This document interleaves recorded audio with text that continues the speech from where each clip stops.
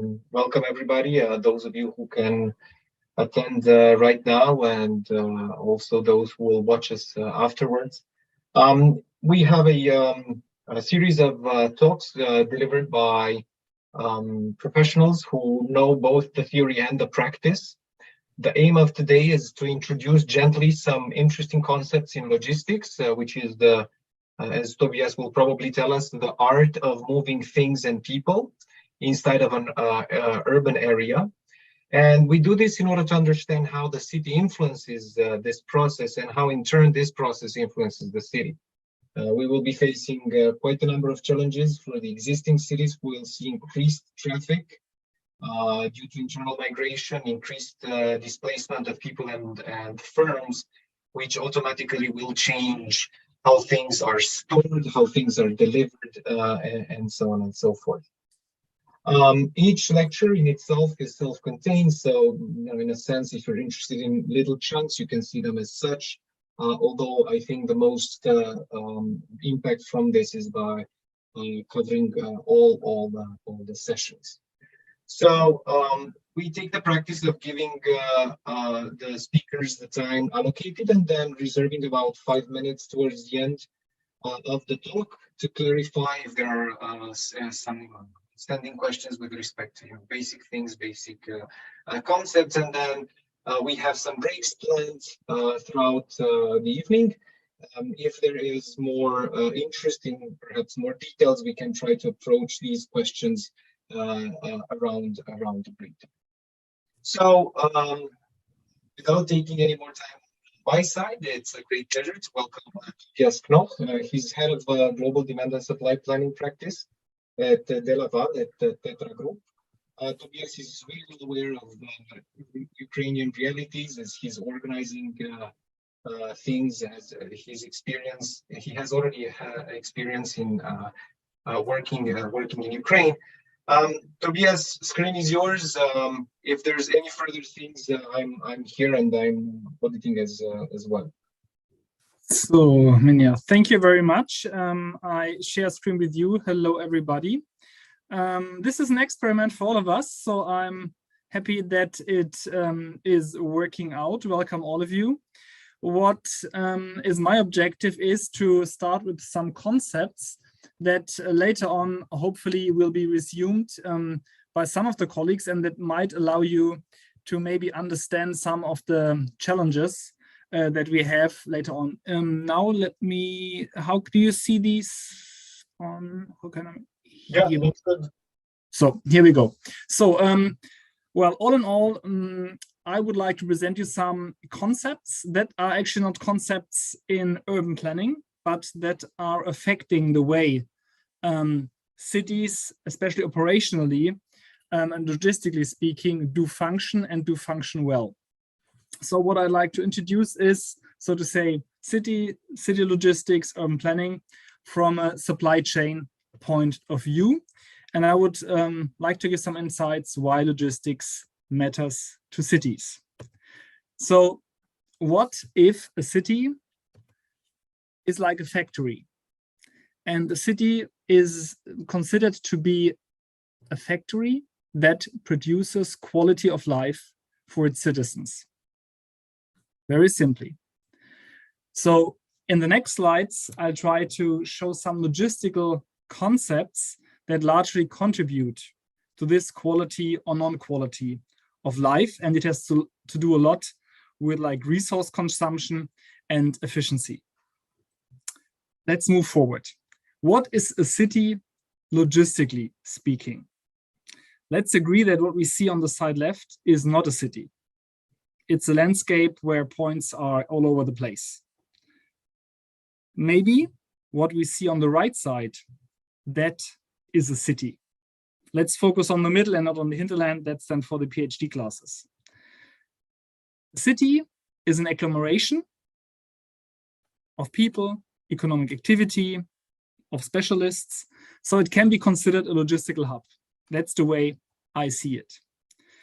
If we aggregate, if we make economic activity more denser, if we bring people together, factories, resources, we realize a huge amount of economies of scale there is economies of specialization, there is economies of density.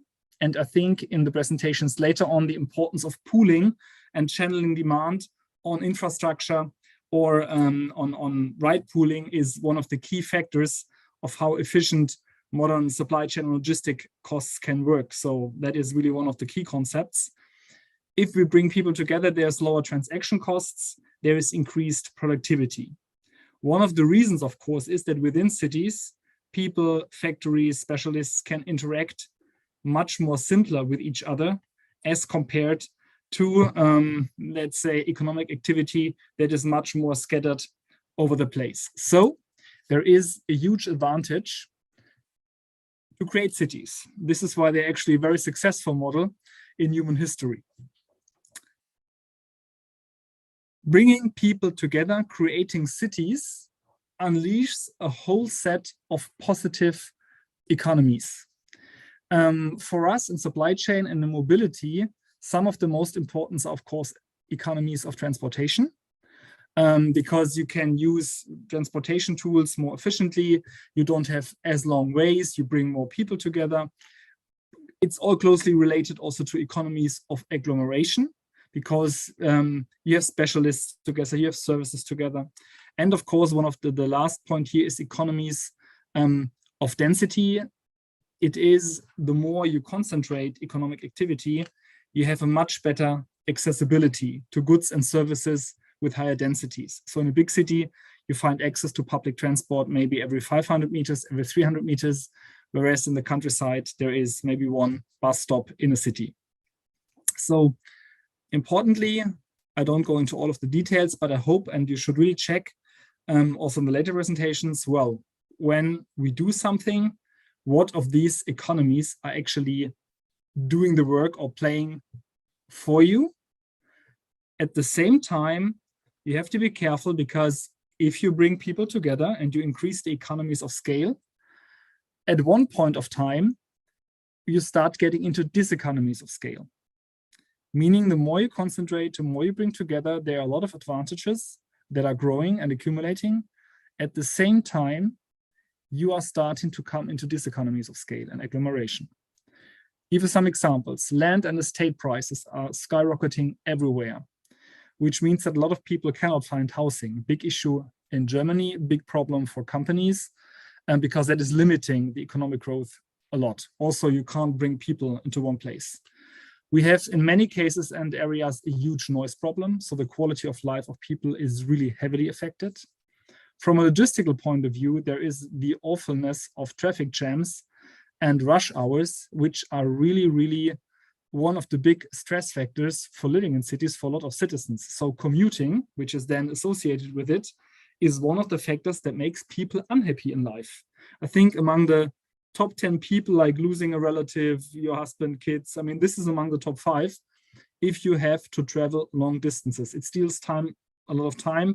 It consumes a lot of energy, especially if you use your own car. From a certain point on, if you don't do it clever, you need to massively ramp up the construction, especially of roads, unfortunately, as it has been done. You get a lot of density-related pollution issues if you don't use clean energy, well, if you use combustion engines. You drastically create a lack of space also for leisure, or at least the accessibility. And of course, you have a significant wages and cost of living issue right now, more or less. Now, what you have to understand is that logistics, which is my profession, is very much about striking the right or the best possible balance between two, so to say, diverting goals. So whatever you do in planning that is affecting the movement of people or the movement of goods, keep in mind that at the second you increase economies, there are some diseconomies growing in the background. And at one point of time, they are overtaking you. So this is, so to say, one of the topics under which I would like you to see also the next presentations. What are the benefits of decisions, and what are, so to say, the drawbacks that we are right now deciding upon. This slide actually saves you 2 years of logistics studies. So the question is now, as we know about the economies and the diseconomies, how can, with some logistical concepts are understanding how can we contribute to maximizing the positive effects and reduce the negative ones. So simply speaking, okay, good. What's logistic about? Logistics, simply speaking, right product, right time, right location, right quality, right quantity, and right price. And the way how you structure a city or an urban area or rural area impacts all of these aspects, especially when we try to apply this concept to mobility, which can be individual, but also public mobility. First of all, the right logistical product is the right mode of transport.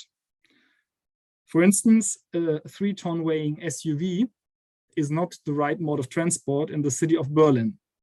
Here you should use some public transport. However, you see a lot of them. The right time. It's very important that transport, especially public transport, is available when you need it. And you don't have to wait 2 hours. It should be at the right location, so a close-by access to public services in general, but of course public transport in specific is extremely important. So the way how you plan your cities, you should always keep in mind, okay, how long does it take for the average person to get to this public service, be it a library, a hospital, be it, you know, bus stop. That's always one of the main thoughts that you should have. The right quality, of course. It should be safe and the user experience should be good.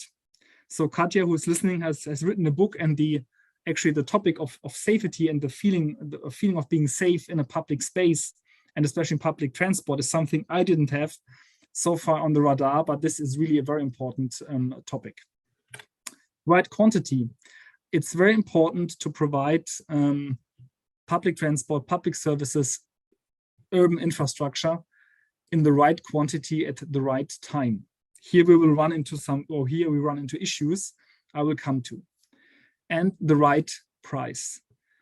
Living in a city should be also from a price level be accessible to everyone, so that it should be a kind of inclusive setup for all citizens, not only for those who anyhow can afford the most expensive cars.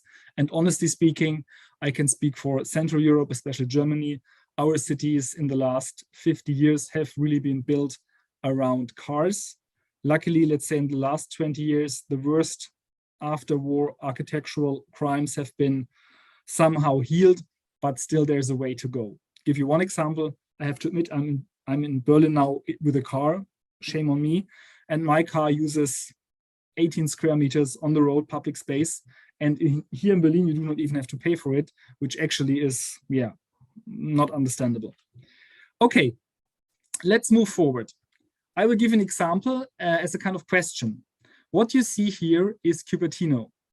And what you see in the middle of Cupertino is the most fancy headquarter that is more or less in the world. I think it was $5 billion US. It was built by Norman Foster. You see the Apple UFO in the middle of that city. So now you would assume that, well, this super hyper modern office building is also modern in terms of, well, let's say the mobility it requires to bring people to that place.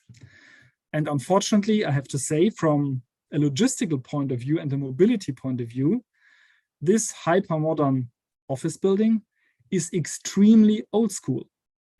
Give you one example. When you zoom in, you see the very famous Apple ring. However, below it, you see the huge 2 big buildings. These are maybe some of the biggest parking lots in the world. So what is clear from the way this building has been constructed, how the public infrastructure and the traffic system is, that they had to create 11,000 parking lots for 14,000 employees, which I think is a very backward concept. And maybe as a joke, you see the white thing here, that's the Steve Jobs Theater. And I mean, compare that to the parking lots. So really think about when you construct, when you do zoning, how do people get there? And how much traffic do you actually generate when you do it? If you one example here, this is actually an hourly overview of the rush hour in amount of commuters only within the city of Cupertino, and many of them actually will go by car to Apple. And if it would have been really a very advanced concept, they should have a very different mobility concept for this huge construction. Okay, so one of our last slides. What's now the logistics advice, and what can supply chain management logistics tell you if you start planning systems, cities, if you do reconstruction? So I would like to remind you of the 6R of logistics. And I've drawn some lectures from Toyota, because when you talk to supply chain and to production people, the Toyota production system will always be quoted. And there are types of waste that you should eliminate in order to have effective, good, also for humans, interesting to working environments. So there is seven ways of waste that expensive consultants will describe as muda in Japanese. Then there is a specific issue that is called overburden. So when systems are overloaded in the production context. And there is one thing that is a very big problem in logistics, supply chain management, and mobility. It's unevenness. Because typically in the morning, people drive to the working areas, and in the evening they drive out, creating very uneven relations and leading to traffic jams. So, example, what are the examples of waste that are created by bad urban planning and bad logistical planning? You create inventory. You create a lot of demand for transportation that is unnecessary. So the most successful way of reducing transportation demand right now is home office. Motion is then with the movement within a certain area. Waiting time, big problem in production, stocks pile up, but in the mobility context, of course, rush hours or waiting for service. Overprocessing, well, that is when you want to buy an online ticket in some German mobility providers. Of course, defects and rework. That is an error in the mobility system. All of these wastes in a production environment create huge demand on other things you don't want. A factory that is badly planned needs huge amount of space. It needs huge amount to stock, material between the process steps. So you have a lot of waiting time in between. It creates a huge amount of infrastructure requirement for stocking and warehouses. This is all done. So very simply, what should you do or not do when you think about a smart city and good urban planning? It's very important to have the right density of humans and economic activity. I can only warn you from urban sprawl, I think is the English term, Zersiedelung. The more you scatter economic activity over space, the more effort is taken to move people, to bring people together, the more difficult it is to provide a good and smooth public service. There are solutions for, let's say, more rural areas, but in general, keeping activity together, that makes a lot of sense. Most important in my job, actually, is I have to pool demand. So when you pool a lot of demand, you can actually unleash statistical compensation effects. That is that the average deviation is reduced the more demand you channel on a certain product or mobility service. So that is the topic of pooling. So here the slogan for me, to put it in one word, more is less, especially more density is less resource consumption and waste. Overburden, that is of course in a production setup, work overload, excessive wear and tear. So you're really overcharging people. In a, let's say, infrastructure context, that's of course the infrastructure that is overloaded, traffic jams. You have a very bad user experience if every day you're on a totally crowded train or you're waiting. So that is related to overburden. That, you can compensate a bit if you decentralize structures within a city so that there is, well, some concentration, but the right balance. And here in production, we use the word leveling.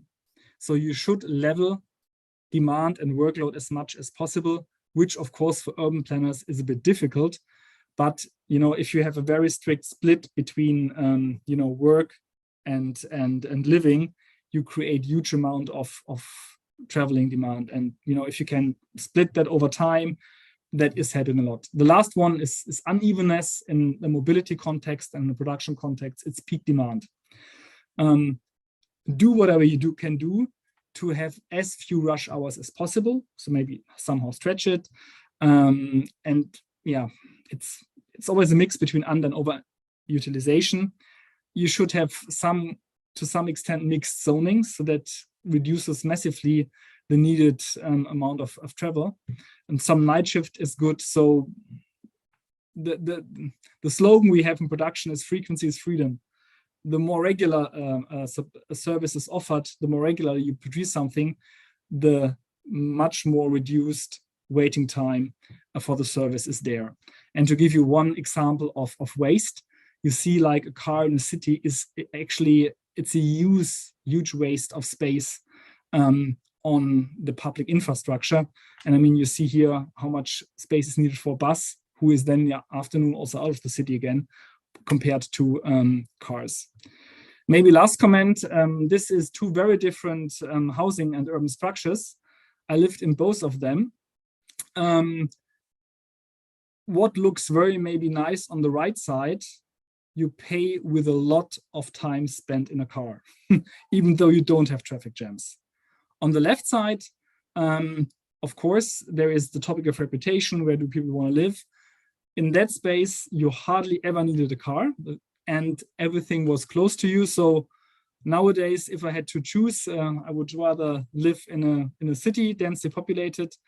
But of course, finalizing it, of course, a city is much more than a factory. Community, public space, cultural life, accessibility, housing and service-wise.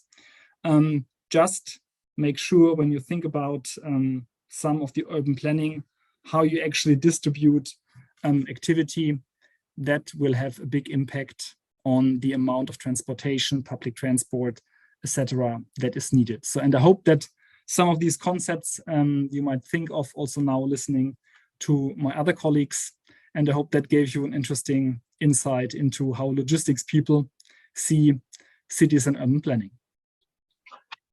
Many thanks, Tobias. Very well structured. We have about 2 or 3 minutes before our next talk. I would just maybe ask you in about 1 or 2 minutes, if on top of your mind some of those 6 R's, if you can talk maybe the some economies and diseconomies, maybe a scale scope you've noticed in, for example, in large Ukrainian cities, or maybe a particular infrastructure type, maybe ports, or I mean, yeah, I have to say maybe you're confusing something I've experienced in Hungary. Hungary, I've lived and stayed in Hungary. Maybe it's to some extent comparable, and the big socialist, urban area that you saw, I've even lived there for well, nearly 9 months. Okay. Of course, prior in the Eastern time, that was very prestigious living, actually, because you had all amenities. Like when that has been built 50 years ago, it was much sought after. From a logistical point of view, that was Ovosh in Miskolc. You had a bus every 10 minutes. Honestly, you didn't need anything. You had everything was in walking distance, even a very good school, to be honest. So you had really everything together. And the best thing actually was when there was a party, and there were a lot of parties in the evening, it was all in walking distance. So that's, of course, a big advantage. Disadvantage, of course, is there is like noise was really a challenge, because the houses were not so well isolated.